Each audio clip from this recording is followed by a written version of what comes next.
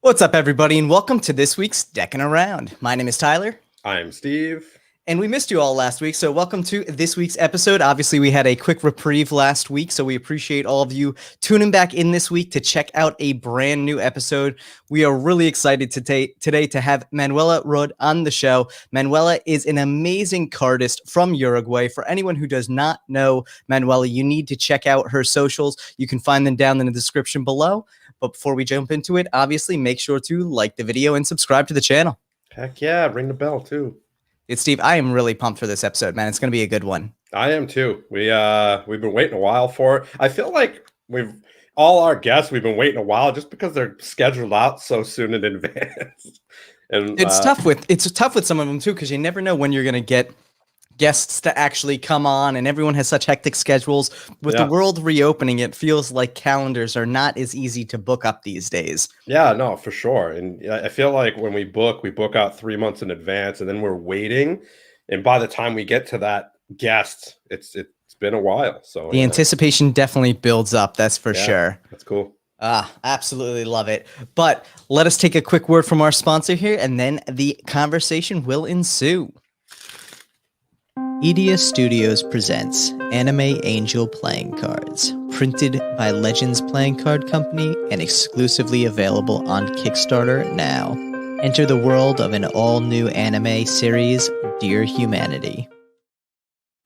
Oh, that sexy voice. Thanks. You know, I'm trying for some voiceover work in my free time. So 2020. I remember that one last time. And I try and articulate. That's not always easy to do. So sometimes you really got to make sure that you're popping with it. Dude, please, you're talking to me. I'm all about articulation. What are you talking about?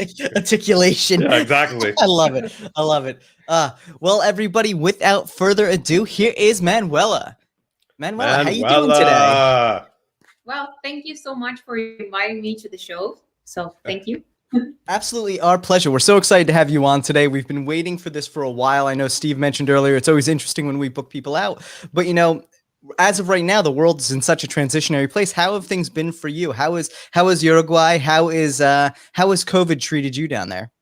Well, last year here in my country, the COVID situation was very good. But then in the 2021, now it's not very good. But I have been studying a lot and also doing some cards. So I think it's like great. I don't know.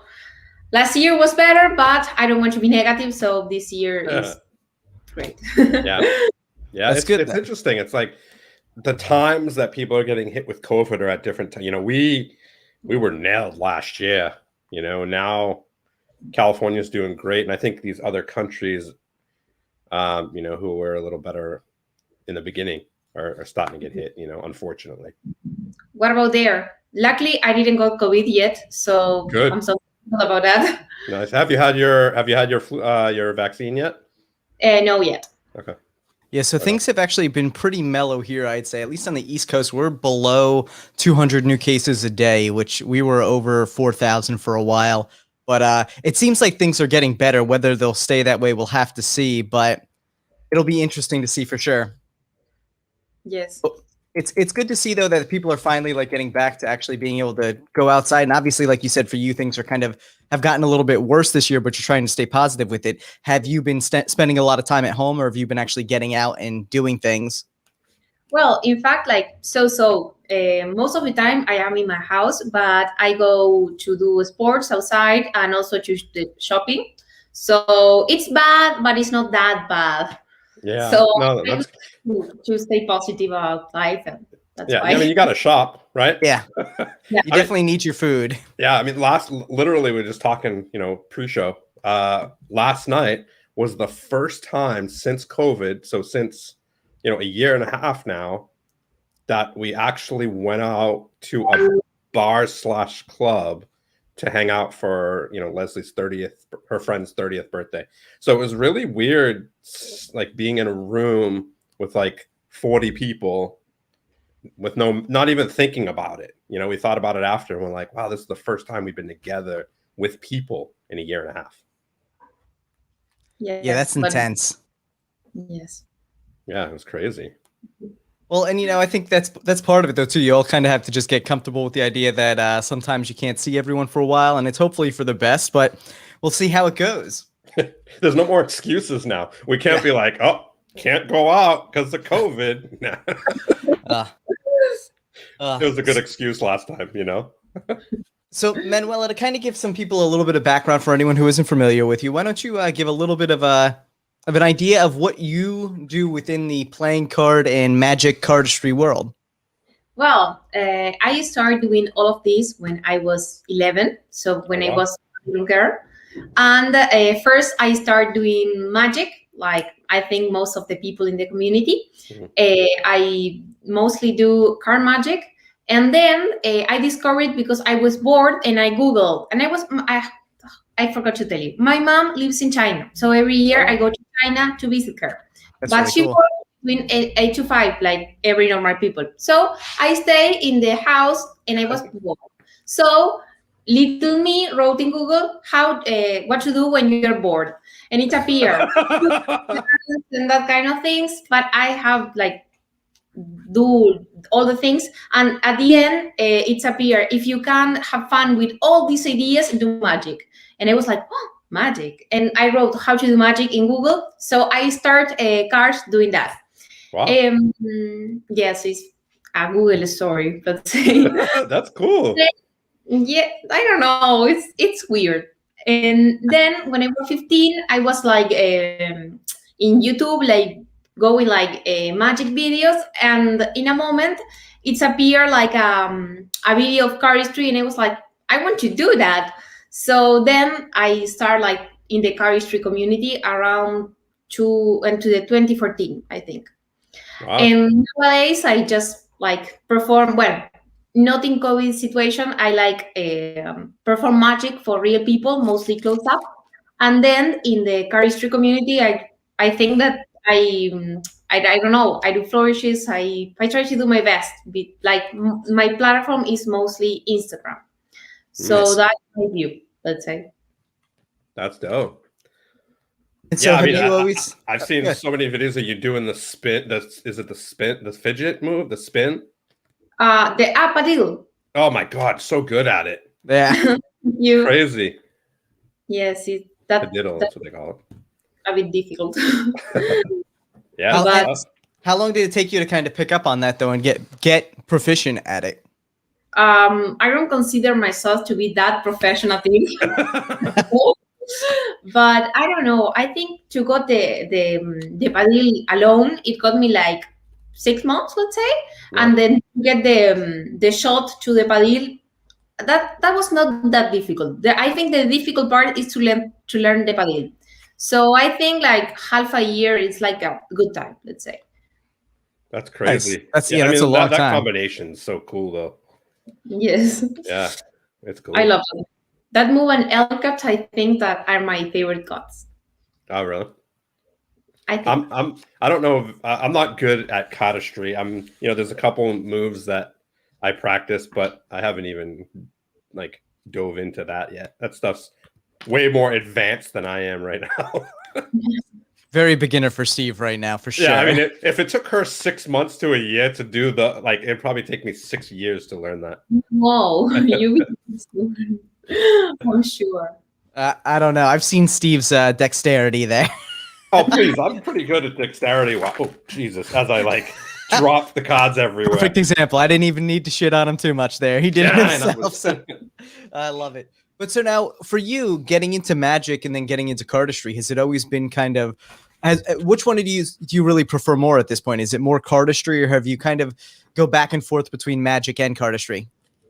I don't know. For me, two different things. For me, magic is I share it with more people, and it gives me I don't know how to, because this may sound weird, but magic is it gives you more opportunities. For example, now I am in Uruguay Got Talent, and I perform magic.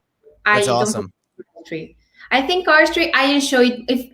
If I had to choose one, I would choose cardistry. But cardistry for me is doing more alone, let's say. Yeah. Magic, on the other hand, is like you can share it with more people. Yeah. Cardistry, I think you share it with people at the Cardistry.com, but in my room now I am alone, so I don't know. What Yeah. about you? For us, see, I'm more of a I have terrible dexterity. I can rip on Steve on it all day long, but I'm bad at it too. So like for me, it's all about the magic. I enjoy the visuals of cardistry, but like trying to do it is brutally horrible for me. But You also don't put time into it either. no, I wish I had more time. Obviously there's the upper level cardistry people. Like there's people in any category that pick up things quicker than others.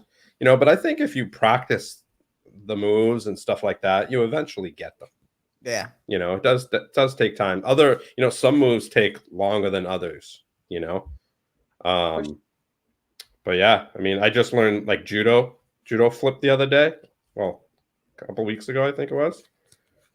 And that was pretty quick, actually. At first, I was like, oh my God, this is so hard. But I think once you learn the stretch that your like fingers have to go through, learning, we're not used to those stretching moves and stretching out our hands really wide and stuff. Once you learn that stuff, it gets easier and easier, you know? Yeah. Yes. With that being said, I haven't put that much time into cardistry. I love it.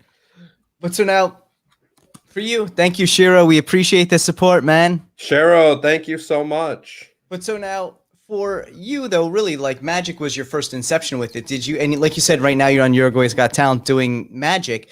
Does that feel really like? Does that kind of hit you differently than the cardistry? Again, like the cardistry, you can do it by yourself. Do people ask you a lot what cardistry is, or is it just like for you, magic seems to be where you can get the most reach right now?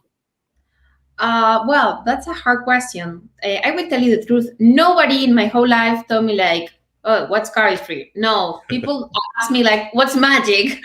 That is the main question. But anyway, in my performance in Uruguay Got Talent, I do magic, but in my two performances, I include cardistry. In the first routine that I plan, I explain the difference between skill and magic. So when I talk about the skill, I perform cardistry, and when I talk about magic, I do magic. That makes sense.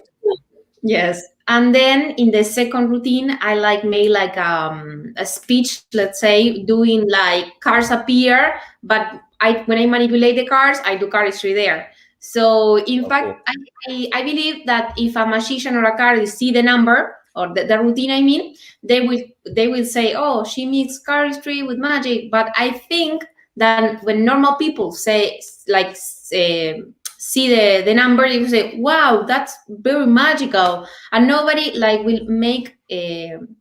nobody will be aware of, oh, she's mixed in two arts. No, yeah. They will see like, oh, magic. Yeah, we were talking about that, I think 2 weeks ago. Basically, when people see playing cards and you doing stuff with it, it's magic. Yes, 100% agree. Yeah, it's funny. Also, when you're practicing on the street or in a public way, let's say, everyone is like, wow, good magic trick. It was like, no, it's cardistry. You're like, I'm not making anything disappear. Like, I'm just playing with the card. It's a new fidget toy. Well, and I think that's interesting, though, too, because, you know, think how long it probably took for people to realize magic wasn't real magic. So, you know, it could be another 50 years before people start to realize there's a distinction between cardistry and magic now. And it's such a niche field still that the people who are cardists will probably be offended to some extent if you're like, oh, they're doing magic. It's like, no, this has nothing to do with magic. But people take time to adapt to that, which I think is interesting now. I mean, we're seeing now like the cardistry emote in Fortnite, which is super interesting. So it seems that like cardistry is becoming more mainstream and people are taking note of it, but how long will it take really for it to forever be a known art form? Yeah, it's true. Yes. Yeah, it's definitely interesting to see. But so for you, is it pretty much that you always have a deck in hand? Like even when you're out, are you usually fidgeting with playing cards in some way or another? Yes, of course. Every time I leave my home, I need three things. We'll have to tell everybody about the other hand. First of all, my cell phone, the keys of my house, and then playing cards. That's all I need to get away, because I don't know. It's like every time like I go out, if I am with my friends, I try to perform magic trick for them, and if not, if someone recognize me, let's say in the street or somewhere else, and they told me like, "Oh, do me a trick," I was like, "No, I don't have my cards." Yeah. But no, that's why I always take cards with me. That's cool. Now that excuse won't work anymore. If anyone's watching this, they're gonna be like, if I see her, I'm gonna ask her because I know she has cards. There you go. But yeah, go ahead, Steve. No, go ahead. I was gonna say it's interesting to see. Do you find that you like get recognized a lot, especially now that you're doing like the TV side of things as well? I mean, yes, but not that much. I mean, I am not famous at all. I don't consider myself famous, but if I see someone that recognize me, I like to surprise them. I don't want to be like the bored magician that say, "No, I don't have my cards." Yeah, no, that's really cool though. That's good. Oh, I love it. Now, how can we see it? Can we see your performances on Uruguay? Is it It's PT? YouTube. Got Talent? You can see it online? Yes. If you put Uruguay's Got Talent Manuela, it's appearing. Awesome. We'll have to look it up and link it below. I just found it, so I'm gonna drop it in the chat there. But awesome. There you go. For anyone who wants to watch it, definitely make sure to check it out, and we will drop in the description down below as well. But so what was that experience like for you? Was it very nervous getting on stage for the first time like that, or were you really excited about it, or both? Both. In fact, I was not nervous at all, because that number that I performed in the first round, I used to do that number for years and years and years. So I was not nervous about the trick. But when I went there, I didn't take into consideration one big aspect, which was COVID. I was like first when I like you go inside the scenario, I think is the word, and you speak with the Judas, let's say, I think it's just the word also. I was like doing cardistry there, and then perform the trick. But when I was like joining, I think is the word. Sorry for my bad English, but No, was like your English is phenomenal, so don't worry. Well, when I was got into the stage, the presenter like told me, "Whoa, Manuela, wait a minute," and I was like, "What happened?" And then she was like, in a alcohol shell. I don't know how to explain it. The thing that you need to put in your hands, which is like sticky. The which is I don't know how to. Yeah, like Purell, basically, yeah. Here are two types. One is like alcohol in normal way, let's say, which is not a big problem, and the other one, which is like very lotion. But it's like, yeah, it's horrible. And the presenter, before like showing in the scenario, she put me that things in my hands, so I was like, I can move because I will throw away the whole deck. Also, the deck was in order also. Oh. Couldn't. So let's say, not about my skills, about that problem, which I have never expected, because when I was practicing, I never realized that they will put me something in my hands. I was like, they never told me. I never realized I should have, didn't. So, well, I was very nervous, but not for the trick, and not from my skills, and not from like the pressure of the public. No, I was, and it's about the strange things in my hands. Did it affect you when you did? That was horrible. I will not laugh. Oh, that sucks. Yes, because of my personality looks like much more serious than what I am really are. But I was not serious. I was scared. Oh, that sucks. Anyway, now, but you got through though. What? We have a bad connection here. It seems a little bit better. Yeah, Okay, I can hear you, Steve. I hear. Me too. Okay. Yeah. No, I mean everything turned out like great. Like all the shoes told me yes, I love it, blah blah blah. But in my brain, I was very nervous. Oh yeah. I can only imagine. That must have been very nervous, just because, again, like you said, those unexpected things that come up. But that's part of the fun of magic too, is you never know what's going to happen. Sometimes unexpected things come up and you just have to kind of roll with it. Yeah. So let's see. I think the connection's a little bit better now, though. It seems to be more consistent. But so now for you, for being on Uruguay's Got Talent, was that really a first step to other things you want to work on? What are there other ideas and plans you have to be on television again, potentially? I didn't get the question because I didn't. Anyway, it's So- not America Got Talent. It's Got Talent in my country, Okay. Uruguay Got Talent. It's not the big one. It's in my country, which is Yeah. No, 3 exactly. million Yeah, people Uruguay. only. Which I mean, I think that's good though. That's still. I mean, that's a lot of people. That's still a lot of people. 3 million people. But now, for you though, do you plan on doing more television if you can? No, never again in television. That unexpected event, never again. I will take Instagram and YouTube forever. No more television.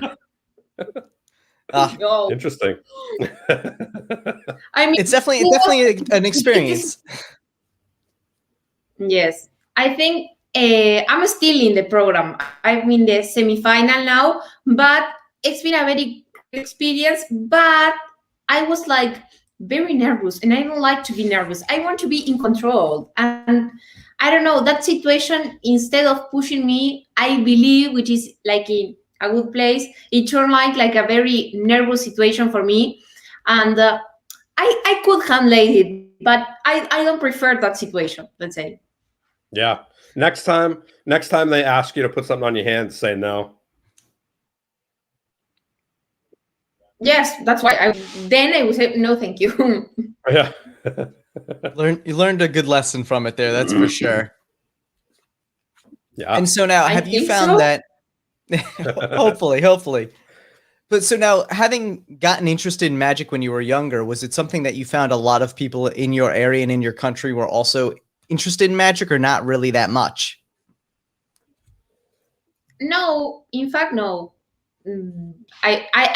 I was the only one because now I live in the capital of Uruguay. But when I was younger, I am like from the inner part of the country, like from the outdoors. So nobody, like any friends, any people nearby, no one. And then I realized, like, but years later, that here in the capital are some like magicians and cardists, but I mean, it's great, but when I started, like, I had no one. I had like only YouTube. And when I go to China, yes, in China there are a lot of cardists, so that was my happy place. Let's say. Yeah. Now, do What you about have? you guys? Where you like are like a lot of magicians, carries, or no? Yeah. Now, do you have all your friends always asking you to do tricks and cardistry moves for them? Yes, always. I mean, that's Is a that- good thing rather than them saying, "Oh, we don't want to see anymore." Without a doubt. And I think, like you asked there, Manuela, like I think in the US, it's so much different because you have so many people into, I don't even want to say so many people, a good amount of people into magic, but there's a lot of magic shops both on the East Coast and West Coast. There's so many like areas, and even locally in other parts of the country. So like for us, it's a little different to learn magic here, I think. And maybe that's a good thing. Maybe that's a bad thing. Maybe it's good because you have easy access to it, but then you don't get that interested because you don't have to like hunt for it. Whereas for you, it was really more trying to find it all and teach yourself, which makes it that much more impactful. I think. I don't know if it's my connection, but I hear you like a cut. I don't know. Yeah, I think your words connection only. might be a little bit. Yeah, I think it might be a little bit laggy there. Does it sound any better now? We'll find out in a second. Yeah. I think her connection. Maybe she. It's my connection. Yeah, I think it might be. I think it is. Yeah. Okay. Now it's better. I think so. Yeah, now it seems to be a little bit better. Perfect. Much Yeah. better. Hey, whatever works. Sorry. What was the question? Oh, so, well, I was just saying, you had asked about magic in the US, and I think learning magic in the US is so different because you have so much more access to magic shops and resources, especially, even a long time ago. Whereas for you, you really had to go out of your way to learn magic, which made it that much more impactful for you and that much more important. Yes. In the US, I have been there like twice only, but I think they are like you have like a bigger community and bigger access like to learn and to go to magic shows also. Here in my country, there are like a very few people that perform and shows like to are like open to people. Obviously, not talking in COVID situation, so Yeah. because in situation is zero, but in normal situation there are like I think one magician, like big one, but I don't know. It's like different. Yeah, no, that's definitely for sure. And there's a lot of magic shows on television here. There's just it's much more mainstream, I'm sure. Yeah. Yes.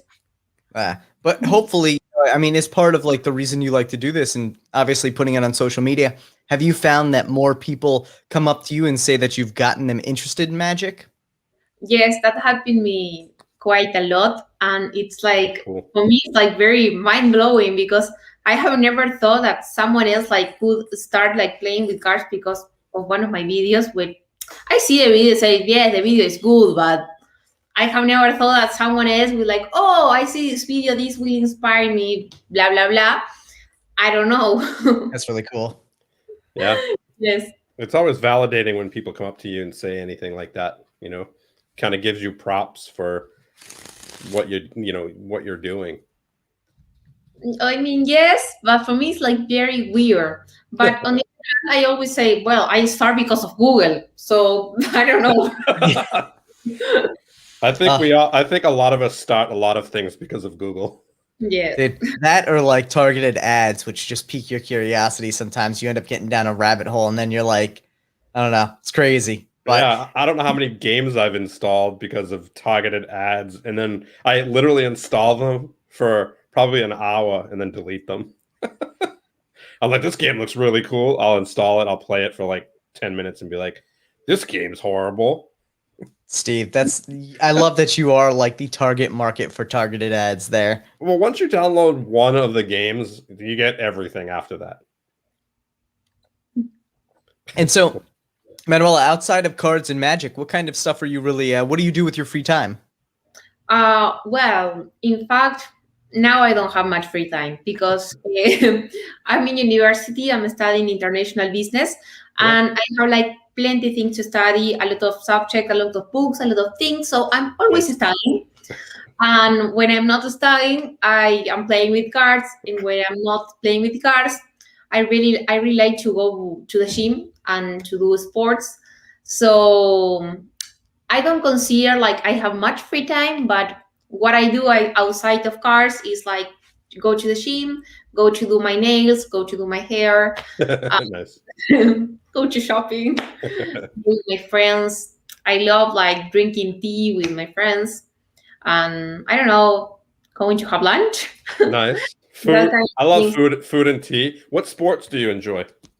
Well, in fact, I am a black belt in Taekwondo. Nice. I performed 10 years of martial arts but when I moved from my country, my place, which was in the outdoors, of Uruguay, when I got in the capital, like my academy is not here and it's like 5 hours by car. So wow. I go there every day to play Taekwondo. I like end up that phase of my life, let's say, and now I go to the gym, which is one street from here. So you ever think of starting like another martial art, like a totally different martial art? What? Have you ever thought about maybe doing a totally different martial art to learn? No. I respect and admire a lot of others like martial art, but for me taekwondo was my only thing. But when what happened is that I discovered like I really like to go to the gym, like the environment, that kind of Yeah. things. So taekwondo is like a different kind of things, and now I like prefer like to, I don't know, to another part of my life, let's say. Get your nails done and your hair done. Go to the gym. And I think that's part of it though too, is Yeah. obviously like those experiences build you who you are now, and over time you're going to become more and more, into different things. But those things you did for 10 years, I mean, that's a very long part of your life. You're still going to incorporate that into it, even in different ways. So I'm sure like a lot of the stretching and the mobility and the flexibility and the discipline comes through on that, where practicing every day has kind of been built into you at an early age. I think so. What about you guys? What you do outside of cars? Oh man, work. It feels like work. That's about it. Nothing fun. Steve works a lot too. I feel like that's most of what we do. Cards for us is the fun part, the exciting outside part of real life, we'll say. Yeah. I before COVID, I took martial arts as well. But yeah, other than that, I'm a photographer, so I take a lot of pictures. I mean, nowadays I kind of don't take as many pictures. Every once in a while, I take pictures for Deckin Around, but for the most part, since COVID, pictures, nobody wanted their pictures done, but yeah, hopefully that starts to pick up. AJ says I shop for light bulbs. That's true. Lamps. That is true. I love lamps. Steve loves lamps. So yeah. But yeah, it's interesting too, because like cards as hobbies are a great way to lose some time and find a community and chat with people. But it's one of those things where it's always tough to make time for hobbies, especially like you said, you're in school, you're in university, you have so much going on with that. So trying to actually find time, at least to build a community around it, becomes tough. Obviously, you can be learning and play with a deck of cards in your hands, but it's tough to find people. Yes, I think that's true. And so we actually had a question here from Bald Card Man was his name here. So Nice. Manuela, coming from a place where there isn't a community for magic and cardistry, how did you stay motivated and what kept you going at it? Well, in fact, motivation was never the problem, because every year I go to China, and in China there is like a very big community. I go to China to visit my mom, so I spend there like 2 months, all January and all February. Nice. So for me, I don't know, and nowadays with Instagram, YouTube, I don't know, I am always like searching for new videos, what other people are like doing. So that keeps me like always like in the community. And also when I go to China, I like meet up with friends, and also Cardistry. In Cardistry, you like see a lot of people, and you share like that passion. And for me, that's amazing. And after the con or before the con, I get like months of excitement, like pre and post the con. Yeah. Okay. Now, when's the next one? It's in Belgium, right? I don't know. I think that in Belgium was last year, but got suspended, and yet they didn't like tell where it will be. Yeah, I think the next one's next year, but I'm not sure where it's going to be either. Yeah, I don't know if they're going to do Belgium again or somewhere else. Yeah, I wonder if they'll do Belgium just because the last one didn't happen, Yeah. Yes. But because I think the one before that was Portland. Yeah. Portland. Yeah. So I think they try and do one abroad, one US. We'll see how it plays out though. There'll be a fun time though. How did you feel now with COVID and like you said the previous one being suspended? How did you was that disappointing for you, or did you look for other ways to stay in touch with everybody?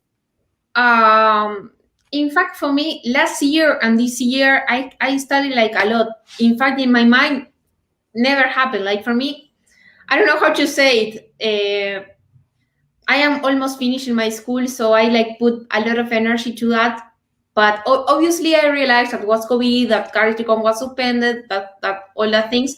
But in all that kind of negative scenarios, I try to focus on the things that I can control. But I didn't like suffer it much, let's say. and just like chatting with some cardists, some friends. For me, that motivation was more than enough, like to keep my things going, let's say. Right. Yeah. No, that's understandable. It's hard. It's hard staying motivated for certain things, you know, when unexpected situations happen. You know, they kind of throw us off our mark and takes us a little bit to get back on track. Yes, I don't know, but I like to keep positive. That's my perspective of life. Yeah, no, that's a good perspective to have. That's for sure. No, it definitely is. It makes things a little more, I don't know, a little more uplifting for you. It's so easy to get wrapped up in the negativity of the world. So trying to stay positive is good, especially because, you know, negativity spreads, you know. Yeah. Yes. Without a doubt. Like you need to be the positive force there, especially when you're trying to, you know, do things that you're passionate about. Bringing negativity into magic and cardistry isn't going to make people enjoy it more. In fact, it's going to turn people off from it. And if you're trying to do something that you love and share that love with other people, staying positive is important. Yeah, we have way more negativity in the community than we need. So the more positivity, the better. Yes, absolutely. And so, now, go ahead, Steve. Oh, go ahead. I was going to say now we should do our deck sniff before we forget, because I was thinking about it. All right. Now, okay. Do you think? So we have this thing we do every, kind of like a tradition that we do every week with our guests. You know, way back, I think it was episode 10 or so. Yeah. You know, we had a friend on. His name is Stu McCann. And he goes by Curious Stu on Instagram. And he's known for sniffing and eating cards. Now, yeah. So basically what we do since then, you know, we've kind of, to honor him, because, you know, he is such a great guy, we have our guests sniff a deck of cards. You don't have to eat it, obviously, unless you really want to, but you don't have to do that. So yeah, so we wanted to see if you're interested in doing a sniff for Stu. Wait, what is sniff? Smell. Smell the cards. Yeah. Yes. Yeah. But I don't know what they smell. Well, that's why you got to give it a try. You gotta sniff it and They smell like me. Like it smell like hands. that's because you put lotion on your hands before you touch them. In fact, no. I have a serious belief that every man or woman, every person in the world has like their own singular smell. Yes, so definitely. I smell this deck and it smell like me. Yeah. That's the theory. Also, I'm noticing the cards in hand there, and that looks like the Momentum V2s or V3s. Yeah, V3. Yeah, V3. Yeah, such a great deck. They are such a great That's deck. the Chinese edition. The Chinese New Year, Chinese Lunar New Year edition. Yeah, Lunar New Year. Yeah. Yeah. So, Yes. being a cardist, you know, do you have a preference for decks? Is there any deck that specifically stands out to you? Are there decks that you don't like or that you like more than others? Well, that's a very hard question, but for me, it's a very simple answer. I will tell you the truth about this. Even though I have my own deck of playing cards, I don't have any preference. Let's say any deck of cards which is made by paper, for me, it's okay. Nice. But that kind of thing, I just handle normal bicycles. In fact, I don't have any preference. Okay. That's the truth. But I think I should have mentioned, oh, I like this deck, but no. The truth is, for me, every deck is okay. Yeah, no, that's like spades. Spades, like if it fans, if I could do magic with it, if you know, if I can spread it, I'll use it. And so a good question though too, because a lot of times we hear that, you know, in different countries, the quality of playing cards you get there aren't always great. Growing up and getting into magic and cardistry, were the decks that you found locally in your country, I know even like if you look at like some of the Copags, like some of the Copags from Cardamundi that they print in their South American factories are not as good as the ones they do in Belgium.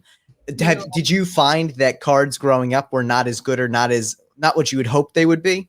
Yes, in fact, now I handle the cards that I used when I was starting, and they were horrible.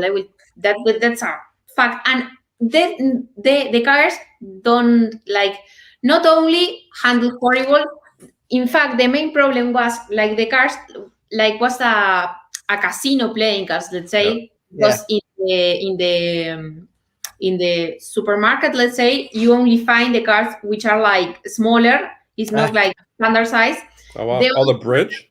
Yes, no, it's not bridge. It's like a very strange. It's like shorter here, but like this length, but shorter from these sides. Right. Interesting. Okay. But the cards that I handled when I start was like this size, but here and here that was good. Oh, the casino decks. Yeah. Yes, but horrible. So using cut decks. yes, and I remember in the 2013 when I was in China that that was the first time that I have like access the word to bicycle cars. So I bought a brick, and that took me like for the whole year, and I was super happy because I had real cars. Yeah. And now you say you have your own deck? Yes, I have my own deck now, but it's just starting the project. I only have a prototype. Oh, nice. Are we allowed to see it? Yeah, sure. If you want, I can show it.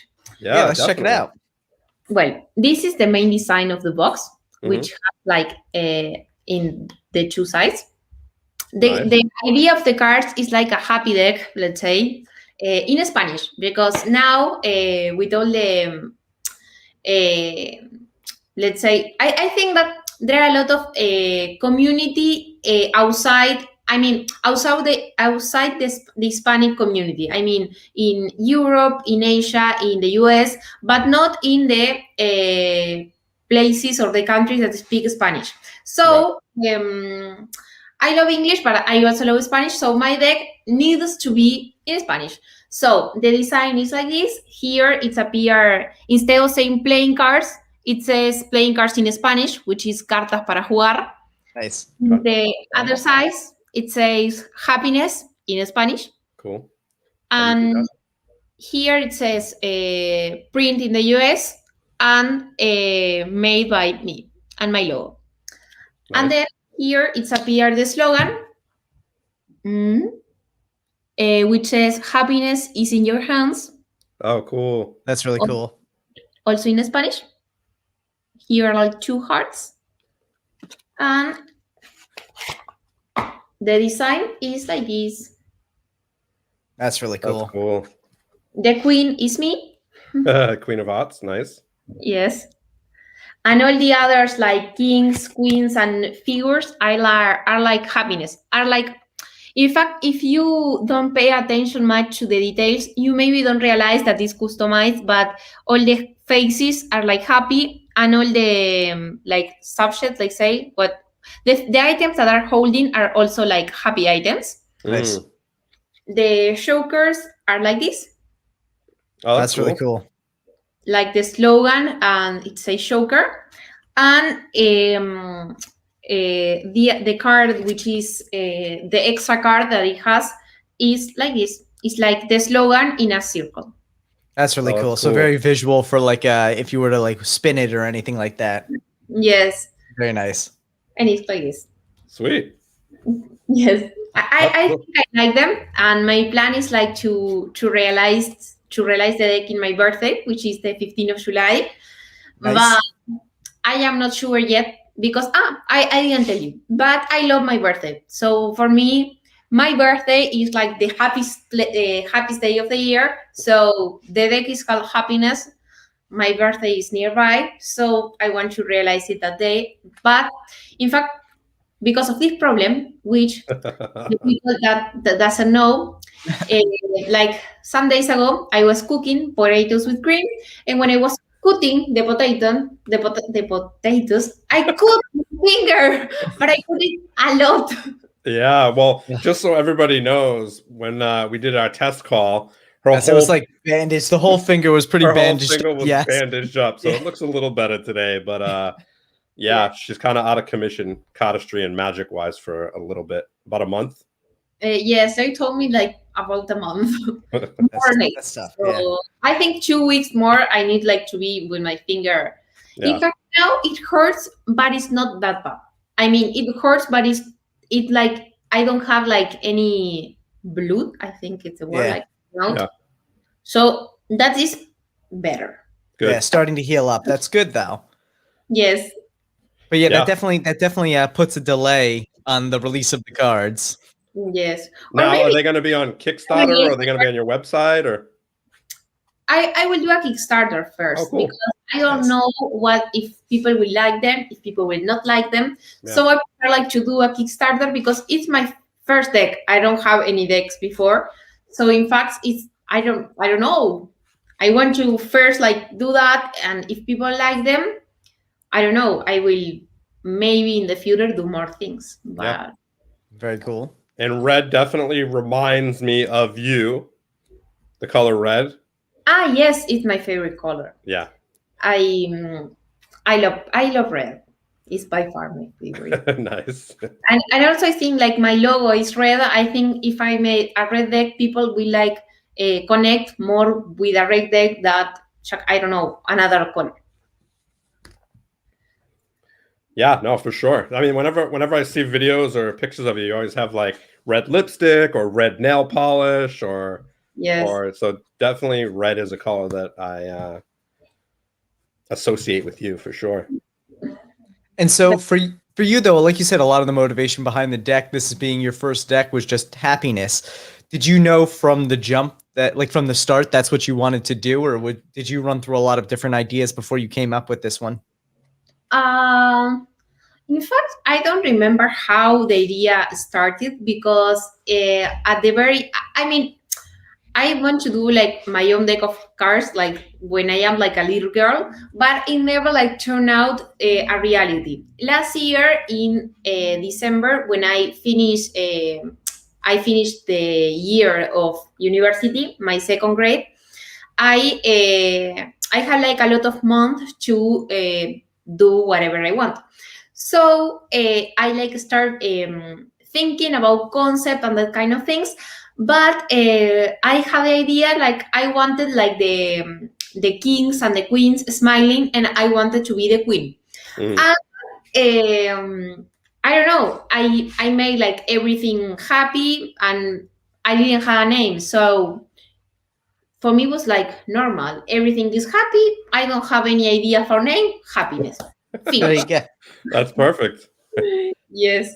Dude, that's the best way to do it though, is you just take what you're feeling, take what you're passionate about, and turn it into something that you can share with everyone else, which seems to be what you really enjoy doing. So it's no surprise that happiness is the name.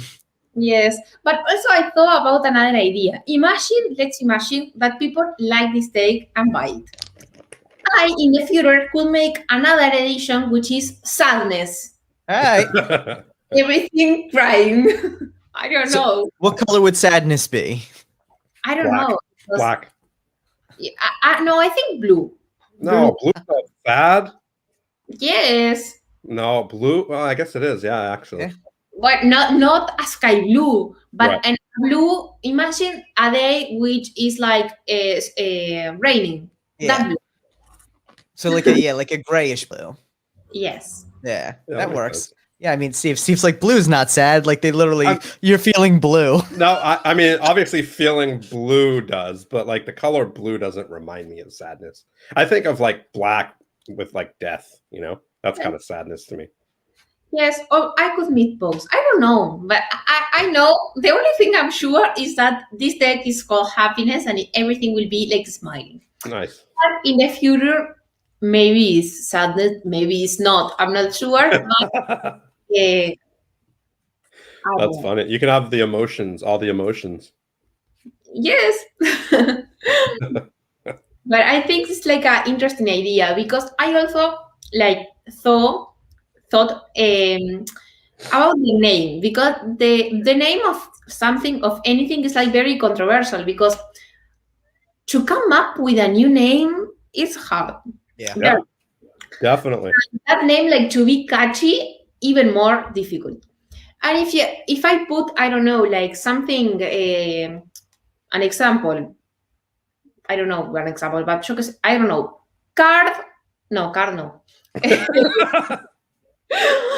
Rose cards, but you Google the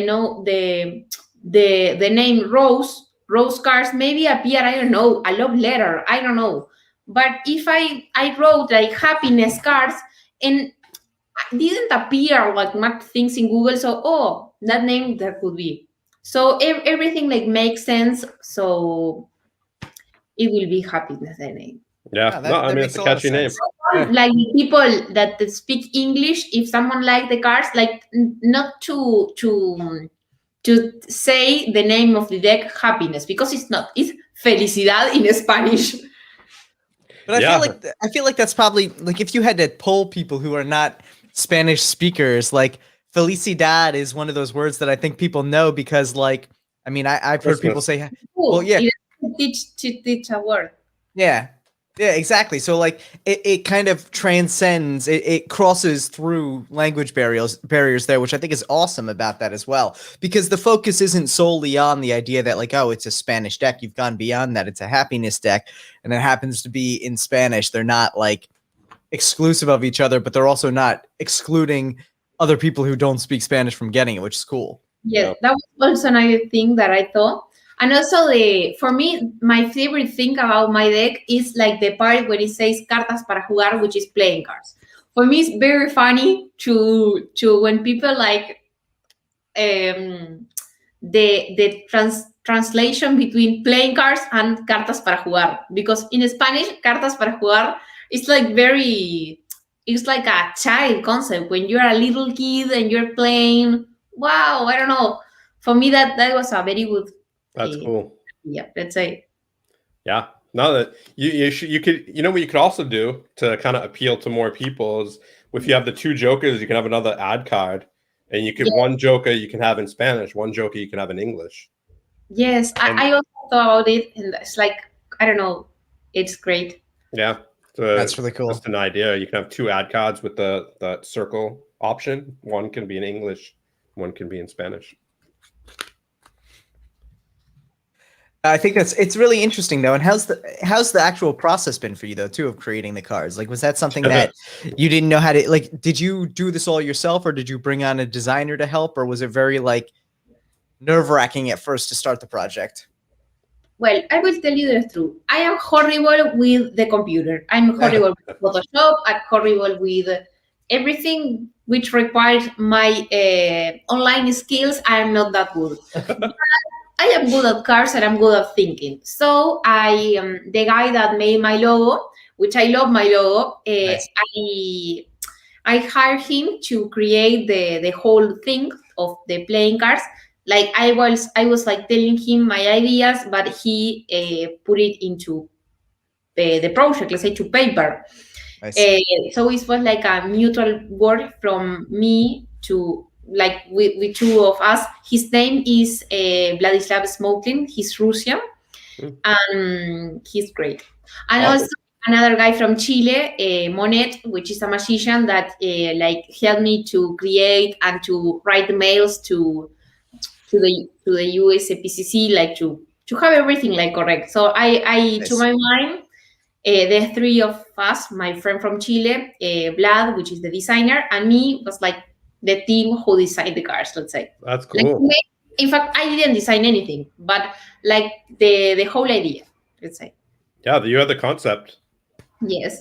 Yeah, no, that's cool. No, and a lot of that really is just figuring out how to get the people to help you with the project, which is awesome. Like knowing the people to reach out to. So it's good you had a designer in mind already and getting people to communicate with USPCC. And you did mention earlier they're going to be made in America. So are you going with, are you aiming for like a crushed stock or a standard stock, do you think? No, I like the crushed stock and I want it like not very shiny. That's my aim. Oh, nice. So it'll be like more of a matte. That'll be really cool. Yes, I think so. But the only thing that I have here is a prototype, which I will like then make it the video and that kind of things. But I don't know. I am like a bit nervous about the project, but it's fine. I'm sure you'll do great. Where did you get the prototype made? At MPC or? Yes, in Make Cars. Nice. Yeah, They they're a do good great place to work. go with it these days, and their cards handle actually really well compared to Yeah. what they even did like a year ago. Yeah. Yes. I was surprised when I got the prototype because it's far more like better from what I expected. Yeah. Yeah. Expected like a card which they couldn't find, and the cards found perfectly, Yeah. like great, the box is great. So my expectation was here and they reached like here. Yeah. That's So good. I was very happy and very thankful for make playing cards that to provide that service, because I think it's very good. Yeah, I agree. Yeah, no, I think they've done a really good job, and it's funny because they used to be, I don't want to say terrible, but their cards were not very good, and they were Yes. good for photographing, and that's why people would always go with them. But they weren't good for handling, and now they've made a card that's good for handling, so you can actually use it for video as well as just photographs, which is always tough. So, Yes. no, that's awesome. And so this deck, obviously, you're looking to put this together in the next couple months, though, right? So is it something that you're hoping that you'll be able to create a lot of video content with in the near future? Obviously, like you said, Instagram is your main platform. So you do a lot of video content there. Are we going to start seeing your deck showing up in a lot of that? Yes, in fact, my idea was first to do like a review of what is the concept and what kind of things, and also the creative process that the designer and I made together, like the first designs and everything, like the whole idea. Because first of all, the circle here in the middle used to be like a point, not like an spiral, let's say. So I want to show all of that, and then at the end I want to say like the day of the release, and then to like make photographs, that kind of things, and also reels, which I believe that reels in Instagram is like the very big things that Instagram like provide nowadays. To be honest, I am a big fan of YouTube, like to see others people, but Yeah. not for me. But so I am not expecting like to like expand to other platform. I think that my platform is Instagram, and I don't know. I think I will promote it only there, and let's see what happens. Obviously, maybe, only maybe, it will appear like a YouTube video, but I don't think so.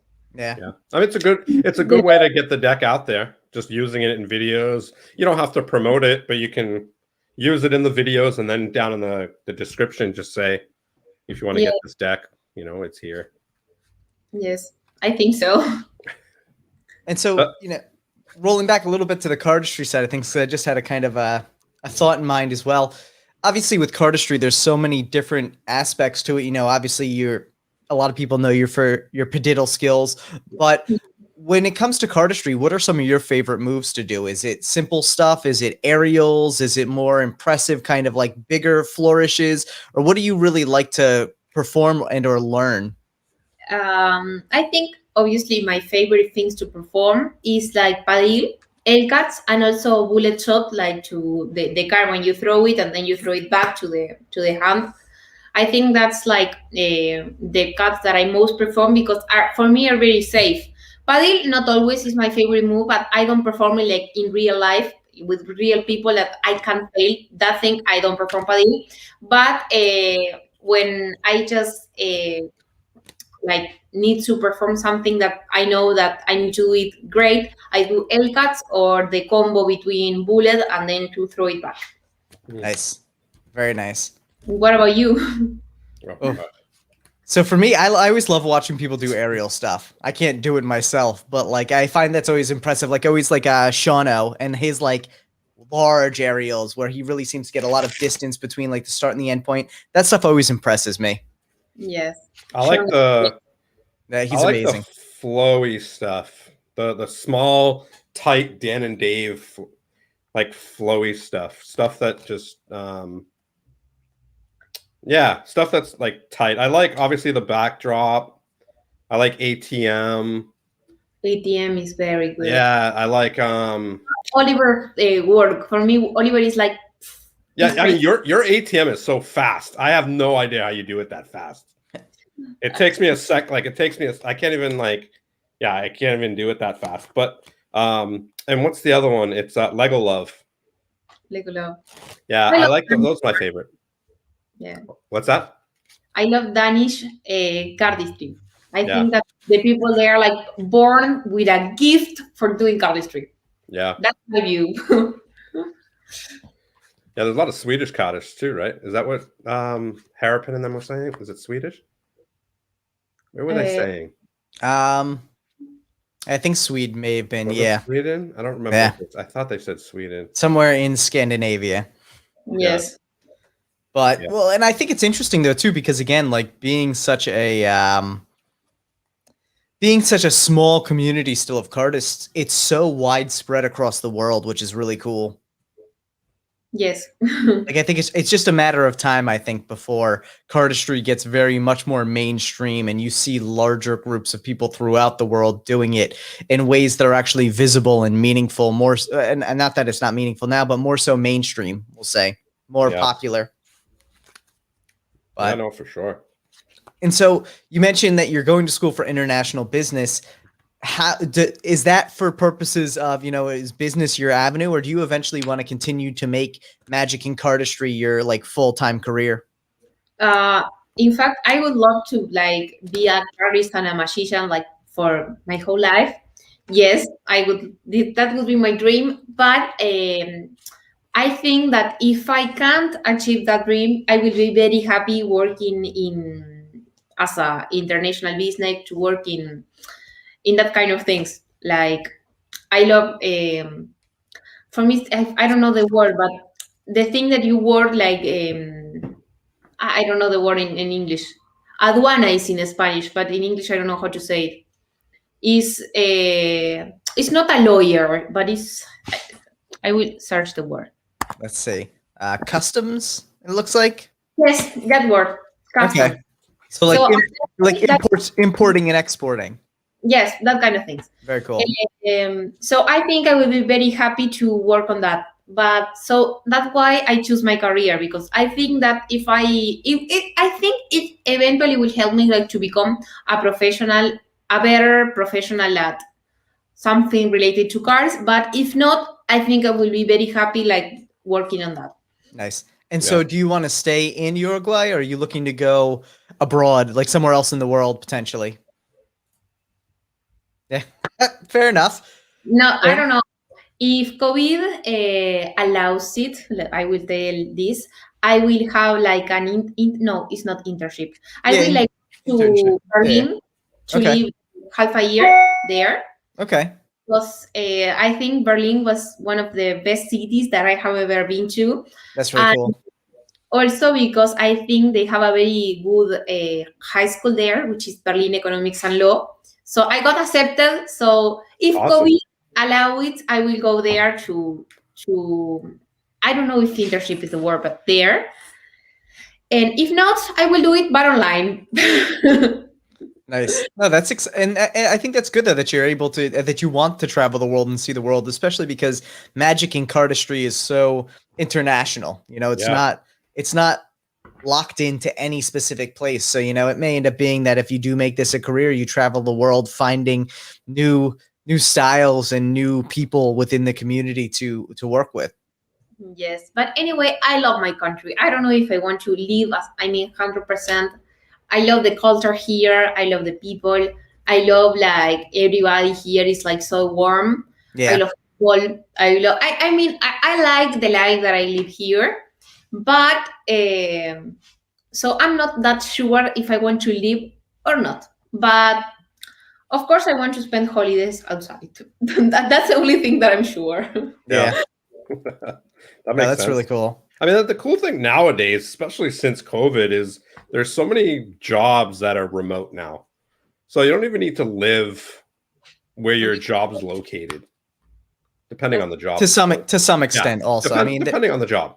Well, and not even so much depending on the job, depending on country like laws. Like you still need citizenship requirements for a lot of jobs, even if they're remote. So there are still pretty significant restrictions. But yeah, no, for sure. But I'm just saying, business-wise, a lot of businesses are let up a little bit, you know. So obviously, you know, citizenship is a whole different ballgame. Yeah. But no, it'd be interesting to see. And obviously, being in business, it never hurts to have a background in business because it translates to so many different things.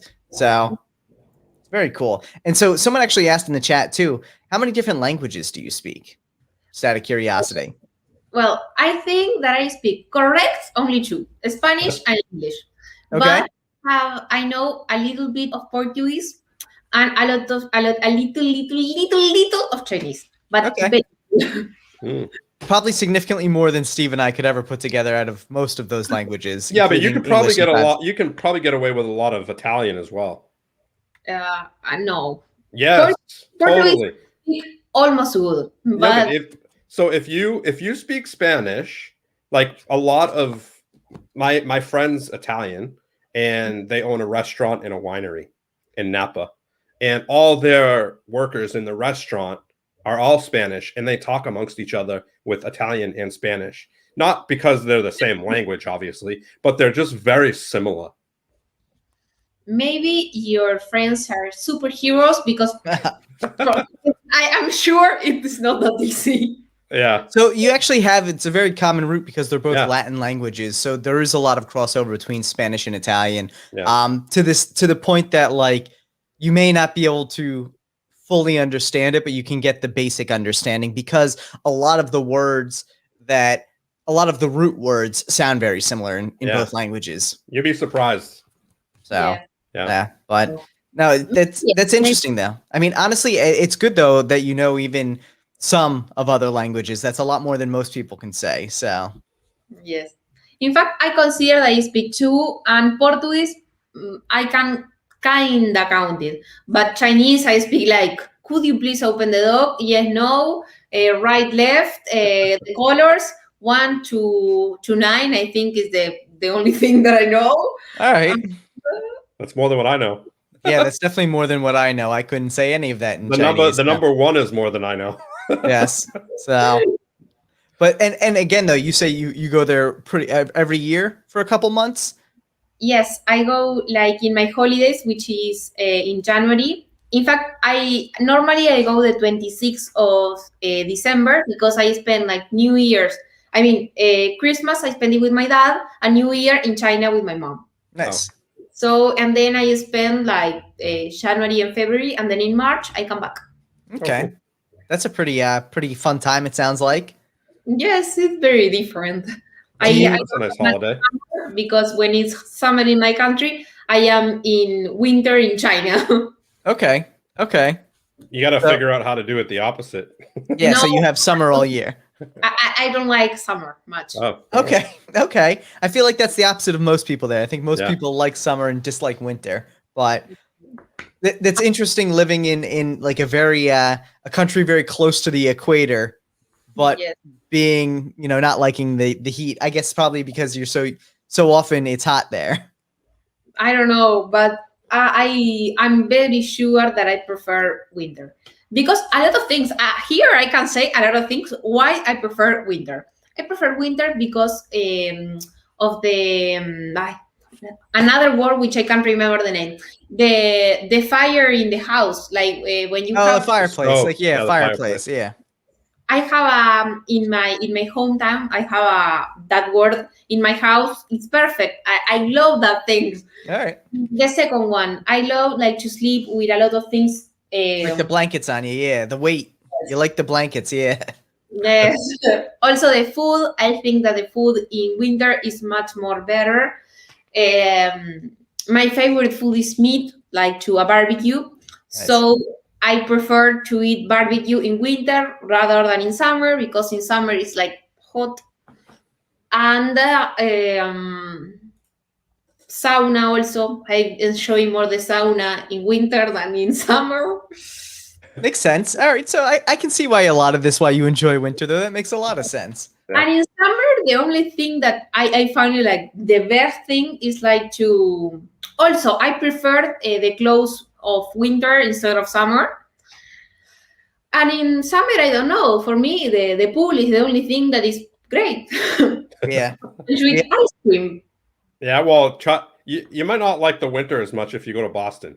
Go to Boston for the winter, and we'll see how much you like it. It's extreme. I'm not talking about. Yeah. You like cooler weather a little bit. I like the fall or spring. I'm all about the spring or fall. Yes.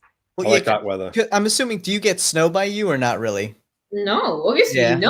Okay, yeah. The second you get snow, you're like, all right, winter's not that great. Yeah, exactly. Well, like here in Uruguay, the country, for me, is like, let's say, I don't want to say perfect. That the winter is cold, but not that cold. I mean, we don't have snow, and in spring and the other I don't know, remember the name. Fall. Fall. Yeah, or fall. autumn. Yeah.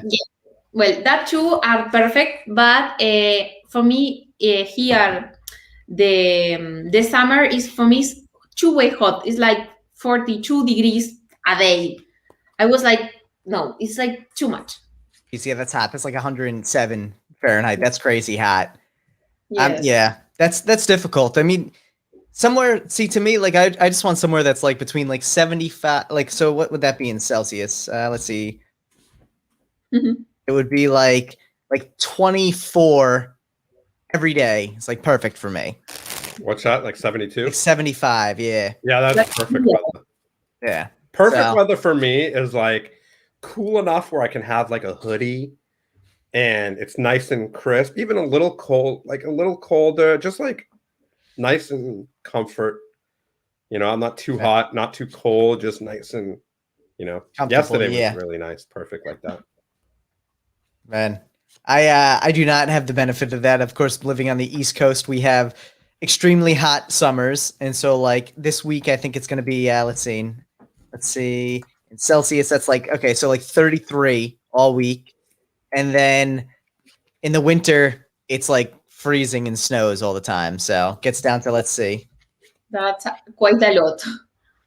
Yeah, it's not fun. But it is what it is. It gets 110 here where I am in the. I don't mess with that. Yeah, it gets down to like around -12 here. Hi, that's quite a lot. Yeah, we get a lot of snow here too. I'm not too far from Boston, so yeah. Thankfully, I don't get it as bad as Boston. But Boston, it's horrendous. So have you never seen snow like in person? Yes, 2 times in Frankfurt, in Germany. Okay. And so, did you like it? Yes, I love it. But it was the first time which I saw snow. I mean, everything was beautiful that day. I don't know. It's beautiful if you're in the house and you're looking out your window. That's when it's beautiful. Yes, I remember. You go out and you put together your first snowball and you throw and you eat your first snow, and then that's good enough for me.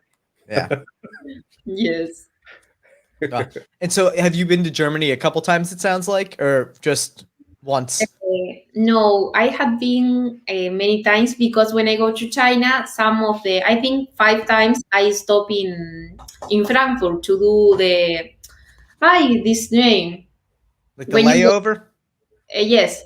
And normally what I do is like I start there and I stay 3 days. Oh, nice. So I move there and that kind of things. And twice when I had to stop there, it was snowing. Nice. So I remember it was beautiful. I used really cool though. And the food was crazy good. Yes. I love chocolate. I love cakes, and I was like very happy there. There you go.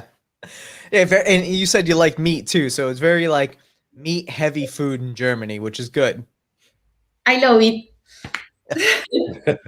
Oh my god. I've been to Germany, and I learned how to say, like, when I order one thing, or like when I was ordering like a slice of pizza or something. It's just it's ein bitte, right? Yes. One please. One please. Yes.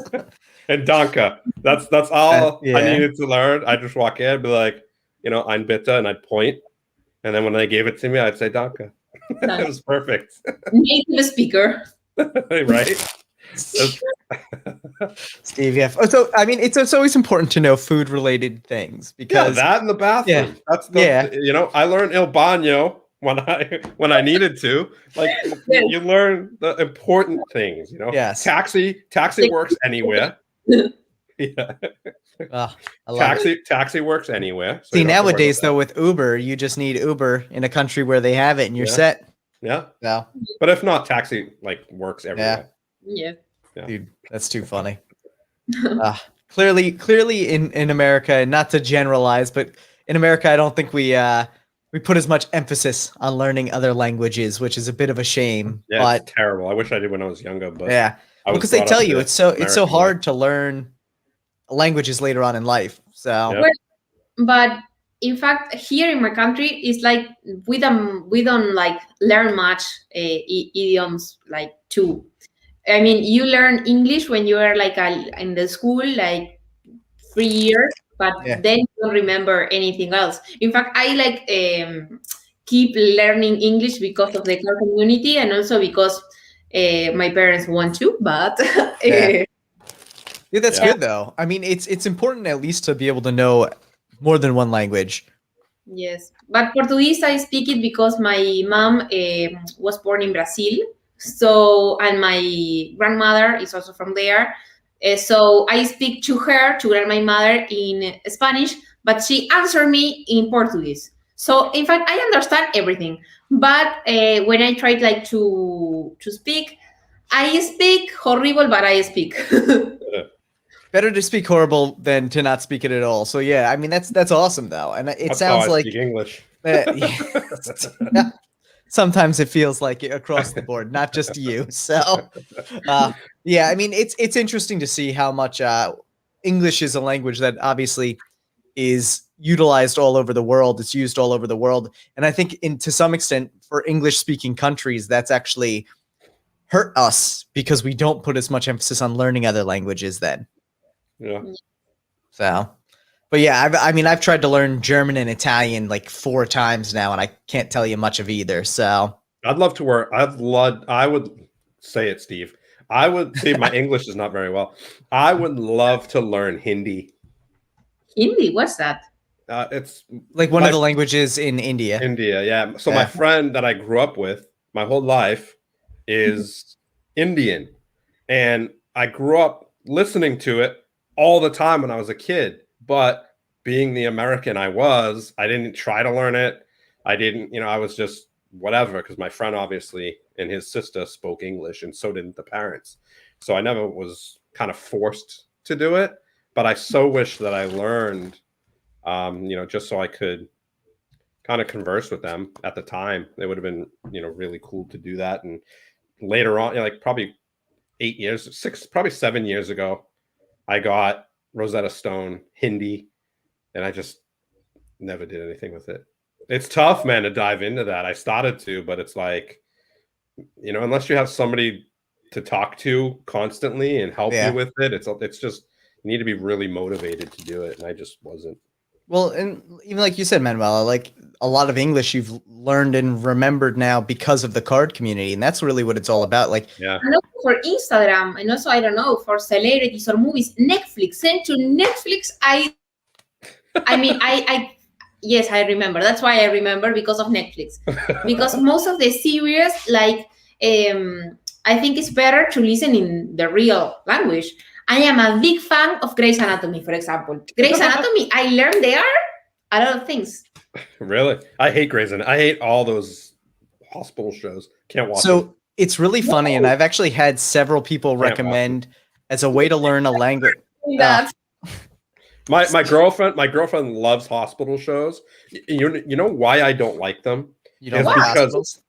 Everybody is always yelling at each other. It's so dramatic. It just stresses me out, and I just literally want to punch someone in the face when I watch them. No, I can't. I cannot watch them. Like, and it takes a lot for me to get aggravated. Like, ask Tyler. But for the most part, when I watch any like Grey's Anatomy or any of those other shows, oh man, they drive me crazy. So what's your favorite show on which is kind of weird, because the shows I love to watch are Steve watches like murder shows. I love watching like serial killer shows and true crime, and just now I am watching The Assassin of Versace. the documentary. Yeah. I am like blown away about the movie, Yeah. the mini series. I mean, but I also like the things. But like Grey's Anatomy has my heart, obviously. Yeah, I just can't. It's just, yeah, they're just always yelling at each other. It just drives me crazy. Dude. Well, it's funny too because, like you mentioned, like television and in the community being ways to learn a language.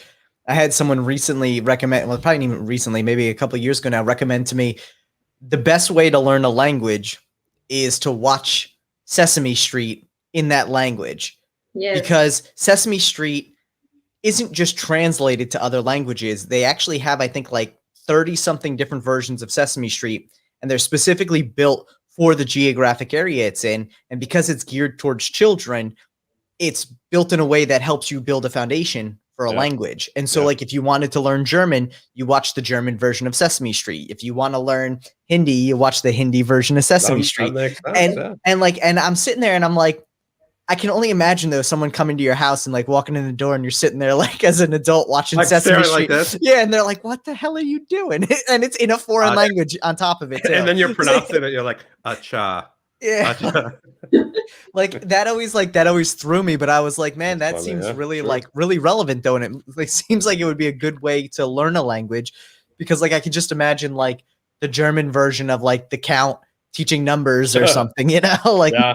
I mean, that's kind of why Rosetta Stone was so successful is because the way they taught you was the way you learned as a child. Yeah. Well, and they tell you now too, if you look like, prime example, like clandestine operations, like the CIA, the way you learn a language is full immersion. And so like you basically want to learn a language by removing all of the context of your own language other than the objects themselves. And so you walk into a room and everything's labeled, but it's labeled in the language you want to learn. And so in your mind, you're thinking, oh, picture, and you make the association of a picture with whatever the language is, but everything is there in its own language. And so you have to kind of like figure things out based on that. Yeah. And they always say the best way to learn is just immersion, literally full immersion is going to that place and learning that language. You know, and a lot of people, that's how they learn it. They just go there to volunteer for a couple months or whatever. And, you know, they come out and they know how to speak a different language. I'll tell you, I'm bad at languages, so I'm really glad that Google Translate has an option where two people can speak into the phone and it will translate back and forth for you. Great. So that's the biggest thing about it for me is nowadays it's kind of scary to think like as we become more technologically advanced when it comes to translation and languages, like does it eventually become that less and less people start learning different languages, you know? Yes. But let's hope not. That would make travel a lot more boring.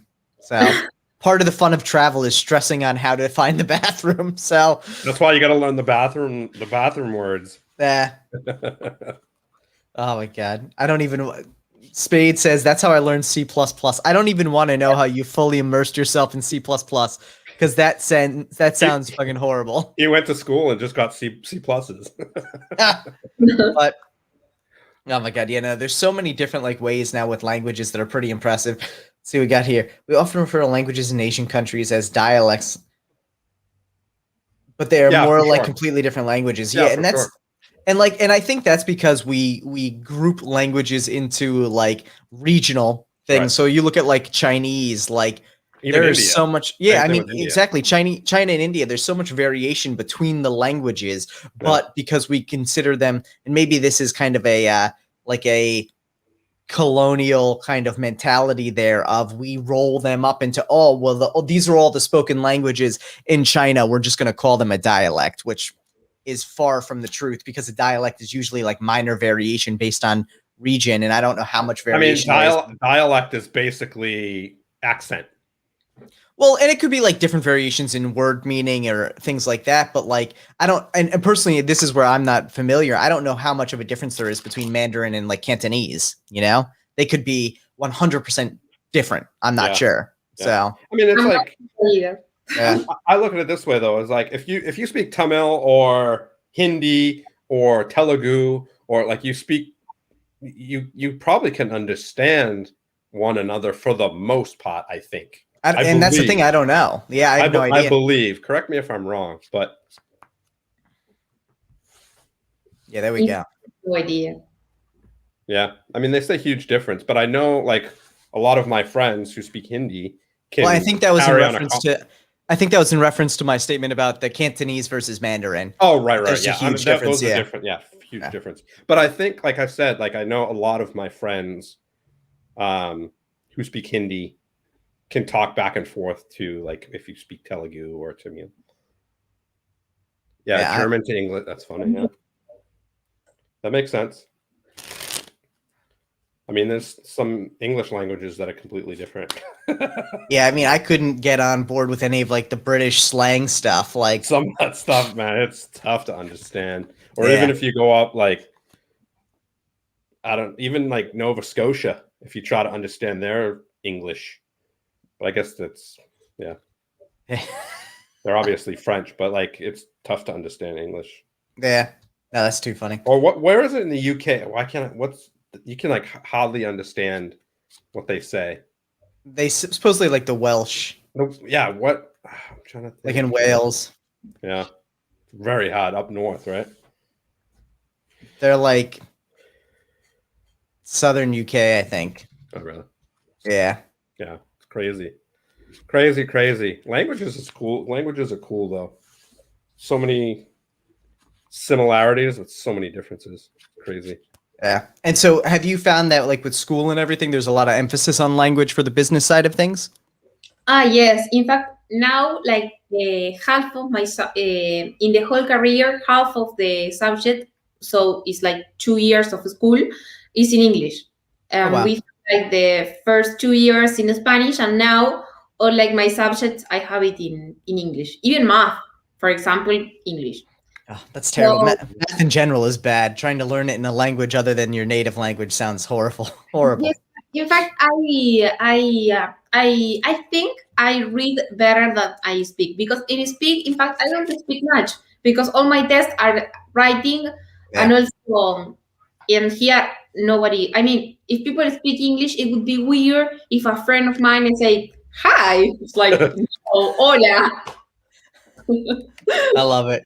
Well, and you find though too in business, like people are much more understanding of language barriers and accents and everything like that, because in international business, you're dealing with people across the world every single day. Yeah. So you never expect someone else's English to be perfect. But again, like the truth of it is most native speakers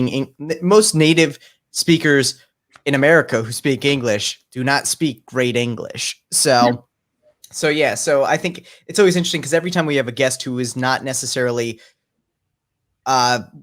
I don't want to say fluent. I would consider absolutely fluent in English, because you are able to have a full conversation in it. You understand it. Like not knowing a few words here and there is not a big deal. How often in business are you going to have to say fireplace, So it's not the end of the world there. But if you really think about it, like there are people who live in America who have been born speaking English who don't know a significant portion of the language. Like vocabulary wise or grammatically, like all of these different things. Like they know it, but they use it like often, because if you're born speaking English, know the word, they will obviously know it, but maybe it's like they are not like in Spanish. Also, my Spanish is my mother language, but it's like I don't know how to explain it. I speak like very informal with my friends. And when I have like exchange student that is not like the mother language is not Spanish, they speak like English. They speak like, "Hello, how are you doing? Yes, please, could you please pass me that knife?" And if I say that, it's like, "Give me the knife." That would be my Spanish version of saying things. It's not that I don't know the words; I know it, but I just don't use them. Yeah. For me, like. I speak very informal in Spanish. Yeah, that makes sense. Maybe that happened the same there with English. I mean, I feel like a lot of people, I don't know. I mean, that's just, I guess, depending on where you grew up in America, because most people wouldn't say, "Could you please pass me that fork?" That's kind of like the bougie people, the people that are born in Napa or like certain areas of the country that are just upper class, I guess you can say. They learned the differences between which knife and fork and spoon you use when you're eating. But I think a lot of people, it's just more nonchalant. Like, yeah, can you pass me the fork? Or, that's pretty conversational, I guess you could say. You wouldn't say conversational versus like formal English. And that's where the disconnect is, because there is this whole kind of branch of a language that's more formalized. And I think every language has that, though. Slang and commonly like used slang versus like very formal, Yes. Yeah. I mean, for sure. It makes sense. That's just the evolution of language, and the especially in this day and age with text messaging and everything. Like, we're constantly trying to get as much meaning in as little conversation as possible. So words now take on different meaning over time. Yeah, I mean, people, when they're in a conversation, they'll say LOL now. Yeah. Instead of saying, oh my God, they'll say OMG. Yeah. It's ridiculous. Yes. In our speech, we literally have to like cut corners now. We're abbreviating words in our speech. It's ridiculous. I mean, Steve, you abbreviate everything. You always drop the R's. That's funny. I love it. But so Manuela, I have to say, it's been interesting to kind of chat with you a lot about this whole like the business side of things. For you, has business always kind of been an area where you've been interested from school, or was that something that you just stumbled across? I know growing up, traveling between Uruguay and China, that must have been an experience that not many people your age had. Did that kind of prompt your interest in business? I don't know. In fact, I choose my career by discarding all the others. That's what I choose it. Because the medical part, let's say, like being something related to doctors, no. I love Grace, but not me, Grace. No. So, lawyer, I like the profession, but I don't see myself as a lawyer. No. Either does Tyler. Related to animals, I love animals. I love cats. Cats are like my favorite animals in the world. I hate cats. I love them. In my dream is to have 3 cats. 3 children and 3 cats. He doesn't like cats, but he has no good reason to not like cats. Me? Like, yes. Yeah. All right, you ready for good reasons? Okay, let's hear it. Good reason number one. Good reason number one. I'm highly allergic to cats. Nope, not a good reason. That's a shit reason to not like something. No, it isn't. You can't ask me a reason and then say it's not a good reason. It's not a good reason. Reason number 2. Most of them get fucking fur all over the fucking house. So do dogs. But you dogs. All over the house. You need to put this in the skin, like. Yeah, you brush them. Also, that's so do dogs. So do dogs. Not anything like that. That's Depending on the dog. false. Most cats. That's not true. They shit in shoes. No, they don't. Yeah, they do. Most cats don't do that either. They'll, I feel like most of your dislike of cats are like wives' tales. No, they'll shit on your clean laundry. Like they get mad. Like cats get mad at you and they'll make you pay for it. Like if you leave them in the house for longer than they want to. Most 90% of the time, that doesn't happen. I used to sleep with my cat. In fact, for me, cats are the best animal in the world.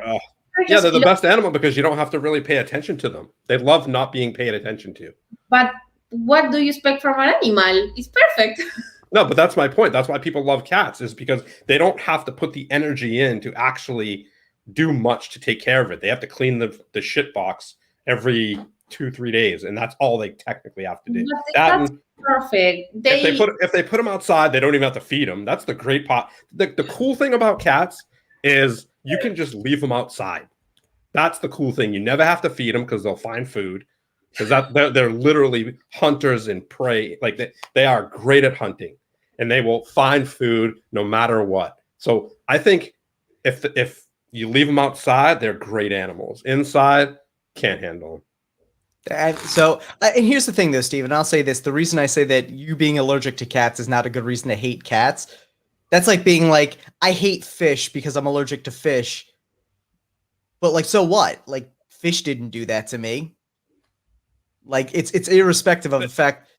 That's a reason to avoid cats. That's not a reason to hate them. Hate is a very heavy word, my man. All right, I hate them because they don't listen. That's because they're intelligent animals. People don't listen. I know you hate people too. Yeah, sometimes I hate people. Yeah, that's for sure. So and this was what I'm saying. Like people like, and don't get me wrong, I like all animals, but people like dogs because dogs are obedient, and dogs, while being intelligent, are intelligent for dogs. Cats are smarter than dogs, no question about it, which gives them autonomy, which means they don't want to listen. You can train cats though too, just like you could train dogs. You just have to do it at a younger age. Like, it's all feasible. It's just people don't do that. And I agree with you. Like, cats are more self-sufficient, which is great. Yeah, but like, that's also one thing I like about them. You don't have to deal with them. Yeah. That's my favorite thing. There you go. But yeah, like I've never had a cat shit on on a shoe. But like cats do it when they're pissed at you, and that's why. Like that's my point. They're very vindictive. Dogs pee on things when they're upset with you. Like dogs will not piss like, oh, that's his shoe, I'm gonna piss on his shoe. No, they'll just piss on the floor. Yeah, they piss on the floor. But if a dog is trained well, they won't piss on the floor. If they're upset with you, they still will. Like yeah, no, 100%. Not for the most part. I train dogs. Okay. Like I trained dogs for 5 years. Most of them, if they're mad at you, they'll just like put their ass towards you and they won't let you pet them. They'll like leave themselves alone, but they won't piss on your shoe or in your laundry. And they stink. Cats smell. That's also not true. See, Steve, you're just blanket statements here. What, you hang out with like dirty cats then? Like no, I'm not saying they smell as like a dirty cat. They have like that cat smell. Everything has smells. You like the smell of horses? Cat smell is like dirty urine cat smell. That's what it smells like. That's an unwashed cat. Anyway, I just don't like cats. That's fine. I don't like cats. That's fine. Most people like cats though. That's for sure. I think most people like dogs. Cats are like it, not that don't love that much. Yeah, I mean I love dogs for sure. I just like animals. I don't really, other than horses. So I'll throw that out there. That's the only. Why don't you like horses? Because they're stupid. Because they're stupid. Because horses genuinely are aggressive, and they don't really like. I don't know. They're very expensive for what they are. Yeah, but give me 3 good reasons why you don't like horses. Sure, because they're needlessly aggressive. See, I can give you 3 reasons I like horses, but they're terrible, so I won't. What I'm saying is, neither one of us can give reasons why we hate any animal. But I don't hate horses. I just don't like them. I would never get a horse for that purpose. Like that's just what I'm saying. Like for me, like I still respect animals in general. Like if someone was like, "Oh, there's this horse, and you have to run across the street to save its life," I'd do it. But like. But I wouldn't be like, oh yeah, I'm gonna go buy a horse. Like, Tyler would do it, but he'd like, I have to go. Yeah, so I'd be annoyed the whole time, and you could see it on my face. I'd be like, God damn this horse! Like, no, you wouldn't be like, you'd be like, this fucking horse. As he's saving it, I got you, buddy. Fucking hate you. Like, I got you. Oh my God. Love you, Tyler. But yeah, I don't know. Animals are fun now. So you said you have cats? Oh, yes. 3 of them. Yes. That's good. You have 3? No, I used to have 3. Okay. Now I don't have animals because now I here in the capital I live alone. But in my house I used to have 2 dogs and 3 cats. Oh dang! I love them. Hey, somebody has to love them. That's good. I love horses. Are majestic. They're beautiful. They're like unicorns, only not with. Not as magical or friendly, yeah. That's funny. But oh my God, so vet was then ruled out there for you. You didn't want to be an animal doctor. So what other career paths did you look at though before business? No, in fact, also engineering was like too much math and too much chemistry, and physics, no, too much math, no. Yeah. But and then in my mind, because I know there are many more careers, but in my mind was like 2 things to do: economy or business. And basically, I went to the university and speak with I don't know how to say it, the one that is in charge of the 2 careers, and they told me, oh, what do you like? What kind of things? He showed me both plans. Yes. The girl showed me both plans, and I think that business was like much more interesting because it has like more English and also less math. So there you go. how I choose it. No brainer. I feel like that's how most people choose their careers. They're like, do you like math? Yes or no? Okay, if you don't like math, don't do any of these. If you do like math, don't do these. And like, that's how you figure it out. I'm not math oriented either. I can do it, but I don't like it. Dude, I'm constantly doing math when it comes to cards. Yeah. I'm like, how many cards am I missing a card? 1, 2, 3, 4. Simple math. Steve likes Sesame Street math. If you can count to 56, you're good. Yeah, well, hey, dude, I have to know fractions every once in a while. With a photographer, you need to do it like a fifth, with shutter speed and everything. It's not really that important, but dude, I don't know any math behind photography. Math. I just have Steve tell me what to put my camera on. Yeah. Oh my god, I love it though. Well, guys, let's see if we have any last-minute questions out here. I know, Manuela, you have actually shared some really interesting information with us. We've had a good time chatting with you today. But I want to see if anyone has any specific questions. One of them we did have that came in, actually. Let me see if I can find this here. Someone wanted to know if you like anime. Anime? No. Okay. No idea, no. No, not really. But also, I have never watched any. So I say I don't like it, but in fact, I have never tried. So I should try and then to give an honest opinion. I think a good introduction is like Howl's Moving Castle. I've never watched that. That's like really? Nah. Watch that, dude. That's like a super classic introduction, I think. That's like a beginning kind of anime. I think I never got into anime either. My girlfriend likes anime. I don't know. Like, I enjoy it, but it has to be a good storyline. I think that's the interesting thing about it is like, just like any other genre, anime can be hit or miss. There can be great ones. There could be terrible ones. They could be some that you don't like. There could be, Steve, there could be true crime anime. Yeah. You know what I can't get into is kind of the animation side of it. Yeah. It's too choppy for me, I think. It's you know what I mean? Like too comic booky? Yeah, I just can't get into that for some reason. So question that did come in here from Bald Card Man. I would just want to call him Bald Card Guy. So same thing. Why haven't you picked up Mandarin yet? In fact, I only speak Mandarin when I am in China. So in fact, here in my country, there are no teachers. And if there is any teacher, I don't know. Yeah. So I'm very busy, but in the future, when I graduate, I hope to keep learning like more languages in order not to lose the very few things that I have learned. Yeah. And also, I think that Asia in general is like a very big thing, and it's like I don't know. I think like a lot of people speak that language, and I should at least know the basics, to be. That makes sense. Yes, I don't know. At least it makes sense to me. Yeah, no, totally. Well, and again, it's one of those things where, like, even in this day and age, like having technology, it's not always easy to pick up a language. And, like we talked about earlier, if you don't have the opportunity to be consistently speaking it with other people, you're going to learn it. And then 6 months later, you're going to forget it. You have to relearn it. So it makes a lot of sense. Yeah, it's just like anything. If you don't do something for quite a bit of time, it kind of leaves your mind, and then it doesn't take much to get it back. But if you're not speaking a language frequently, you usually forget. So Mark Knight wants to know, what is your go-to routine? In Magic, is the one that I perform for Got Talents in Uruguay. I always perform that number.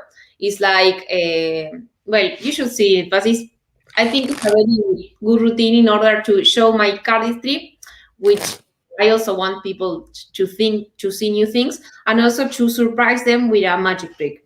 And related to cardistry, I think the bullet combo, let's say, not the bullet padil, the bullet when you throw the card to here, then you boom, boom, and then here. Well, right on. The bullet's hot. I have to practice bullet. It's cool move. Bullet is a perfect flourish. Yeah, it's really cool. I have to get the hang of it. So and how about video games? Do you play any video games? Not really. Okay. Well, I was going to preface Bo's question with that. So the answer is none, Bo. Probably none. I wanted to know what your favorite Warzone drop-in loadout. That to me is Mandarin. I didn't understand a word he just said.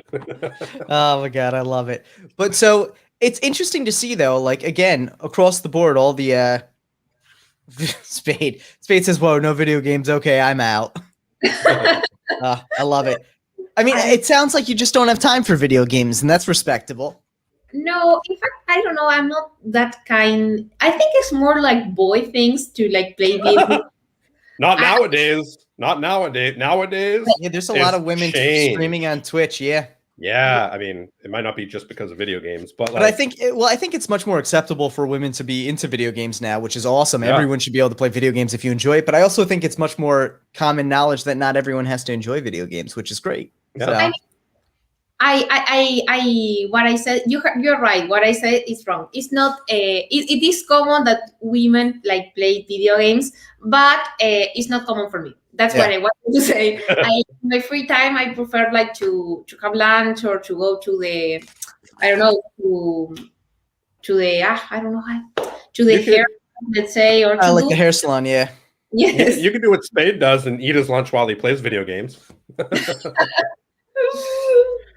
Doritos while he plays video games. So if you had to pick a favorite deck design, what would it be? Happiness. Yes, I would say my deck because it's the thing that I should say, but in fact, I don't know. It depends on the day. It depends on my outfit. Okay. If I wear, I don't know, something red, yes, happiness. But if I'm wearing, I don't know, something blue, I would say blue fontaines. I don't know. It depends on the day and my outfit. Makes sense. It's like sneakers. You have to match your deck with your outfit. That's why. Nice. And then we also had another one. Have you ever thought about streaming on Twitch? Would love to see how a top-level Cardist trains. In fact, I have never shown something else in Twitch.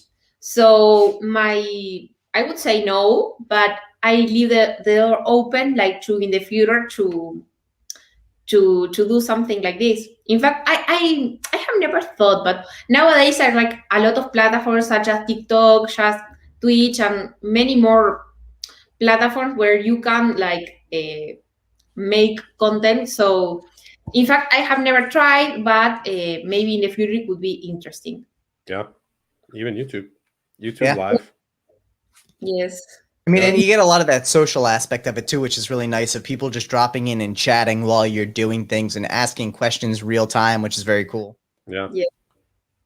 And then another one from Mark here was, how big is your card collection? I think, I don't know, 400 decks? Oh, wow. All right. No, 100. I don't know if 100. Let me write it because I'm not sure if 100 the word. It's 400. Yeah, 400. Yeah, 400. Yeah. 400. Yep. Now, if you could only keep one deck, if you had to get rid of all of them, and you can only keep one, not including yours. No, I'm sure. The rainbow bicycle. Oh, okay. Cool.